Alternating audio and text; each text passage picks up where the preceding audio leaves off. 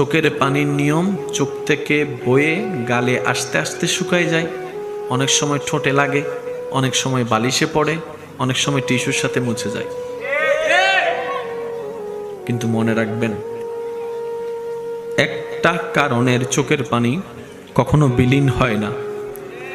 নবী রাহমাতুল লিল আলামিন বলছেন, যে বান্দা তার সারাটা জীবনে আল্লাহর ভয়ে, আল্লাহর প্রেমে, আল্লাহর জন্য নিজের গুনার অনুতপ্ততা স্বীকার করে আল্লাহ কেন্দ্রিক বিষয়ে এক ফোঁটা চোখের পানি ফেলতে পারবে, ওই একটা ফোঁটা পানি জগৎ দেখবে চোখ থেকে বয়ে গালের মধ্যে বিলীন হয়েছে।